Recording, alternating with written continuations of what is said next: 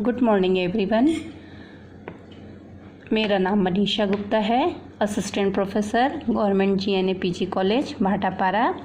आज मैं आपको एमएससी सेकेंड सेम के सेकेंड पेपर रियल एनालिसिस के 5th यूनिट के टॉपिक होल्डर्स इनइक्वलिटी पर चर्चा करेंगे। होल्डर इनइक्वलिटी क्या है, पहले स्टेटमेंट देखते हैं।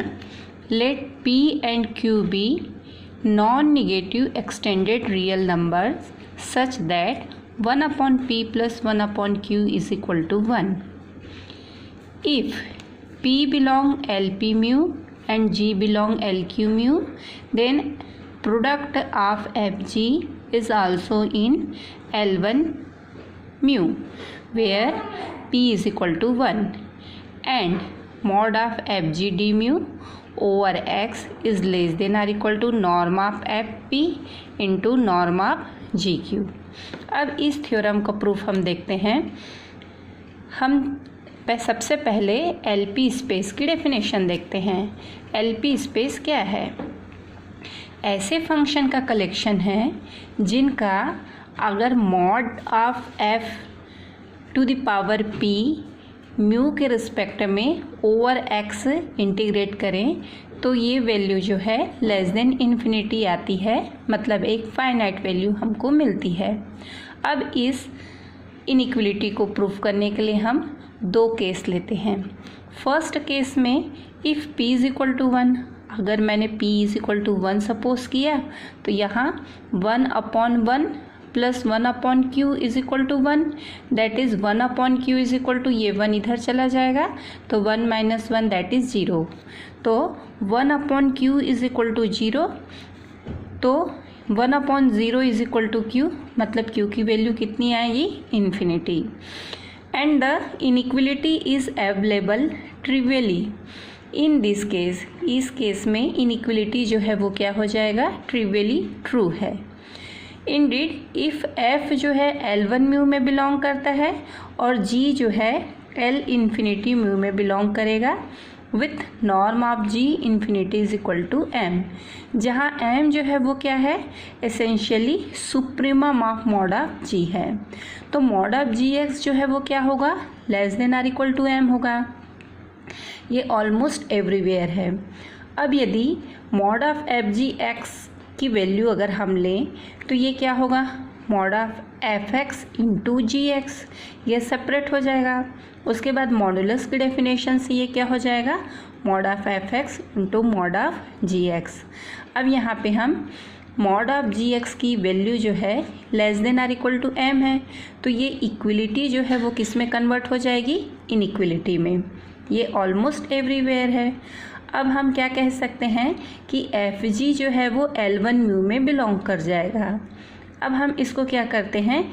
इस इनइक्वलिटी को हम इंटीग्रेट करते हैं over x with respect to mu, तो ये हमको क्या मिलेगा? m, ये f x to the power 1 लिख सकते हैं और ये डी म्यू के रिस्पेक्ट में ओवर एक्स, इसको क्या कर सकते हैं? इंटीग्रेट कर सकते हैं। अब इसकी वैल्यू कितनी है? नॉर्म ऑफ f1, और इस m की वैल्यू कितनी है? नॉर्म ऑफ g इन्फिनिटी, तो हम ये वैल्यू पुट कर सकते हैं। अब ये इस केस में होल्डर इनइक्वलिटी जो है वो क्या है? ट्रिवियली ट्रू है। अब हम देखते हैं सेकेंड केस क्या है। तो सेकेंड केस में हम क्या मानते हैं कि p की वैल्यू जो है 1 और इन्फिनिटी के बीच वेरी करती है, इनके बीच लाई करती है। अब जब p की वैल्यू 1 और इन्फिनिटी के बीच है तब ओबियसली q की वैल्यू भी क्या होगी? 1 से इन्फिनिटी के बीच ही लाई करेगी, क्योंकि 1 upon p plus 1 upon q is equal to 1 है। The inequality is trivially if either f is equal to 0 almost everywhere और g is equal to 0 almost everywhere. अगर f की वैल्यू 0 हो या g की वैल्यू 0 हो तब इनइक्वलिटी जो है वो क्या हो जाएगा? वो ट्रू होगा। तो हम क्या एज्यूम करते हैं? सपोज f की वैल्यू भी 0 के इक्वल नहीं है और g की वैल्यू भी 0 के इक्वल नहीं है, तो इससे हमको क्या मिलेगा? Norm of f is greater than 0 and norm of g is also greater than 0, क्योंकि नॉर्म जो है वो क्या है? लेंथ ऑफ f है। अब हम एक लेमा को यूज़ करते हैं। ये लेमा हमको क्या कहता है? ये लेमा ये कहता है कि इफ़ टी जो है कोई एक वैल्यू 0 और 1 के बीच लाई करता है t, then a to the power t into b to the power 1 minus t is less than or equal to t into 1 plus 1 minus t into b holds good for every pair at non-negative real number a and b with equality only if a is equal to b। इस lemma को हम use करेंगे। अब t की value 0 से 1 के बीच लाई करती है, लेकिन यहाँ p की वैल्यू कहाँ लाई करती है? 1 से इन्फिनिटी। तो t की वैल्यू अगर मैं यहाँ 1/p पुट कर दूँ तो ये क्या हो जाएगा? ये क्या हो जाएगा? ये इस तरीके से इसमें कन्वर्ट हो जाएगा। 0 is less then 1/p is less then 1। अब इसको हम क्या करें? इसका इन्वर्स ले लें। तो ये जो इनइक्वलिटी जो है लेस देन जो है वो क्या हो जाएगा? 1/0 is greater than p is greater than 1/1। ये infinity is greater than p is greater than 1। अब इसको हम अगर इस लिखना चाहें इसको तो फिर से हम क्या लिख सकते हैं? 1 is less then p is less then infinity. तो t की वैल्यू अगर 0 और 1 के बीच अगर हम सपोज करते हैं, मतलब ये जो है p की वैल्यू 1 टू इन्फिनिटी जो है उसको हम t की वैल्यू 1/p के फॉर्म में पुट करके रख सकते हैं इसको। अब हम सपोज करते हैं, सपोज a की value mod of fx upon norm of p का पावर p और b जो है वो mod of gx upon norm of g का होल पावर q है। अब इन दोनों वैल्यू को और t की वैल्यू जो 1/p है, इन वैल्यू को हम इस इनइक्वलिटी में पुट करते हैं। a to the power t into b to the power 1 minus t is less than or equal to t into a plus 1 minus t into b. यहाँ value मैंने put किया। अब ये p और p cancel हो जाएगा। Mod of g x upon norm of g का power q 1 minus 1/p 1/p plus 1/q is equal to अगर 1 है तो 1/q is equal to 1 minus 1/p। मतलब इसकी जगह मैं क्या पुट कर सकती हूँ? 1/q। यहाँ से p और p कैंसिल हो जाएगा। यहाँ जब 1/q हम पुट कर देंगे तो q और q कैंसिल हो जाएंगे। यहाँ पे भी 1/q हो जाएगा। अब इसके बाद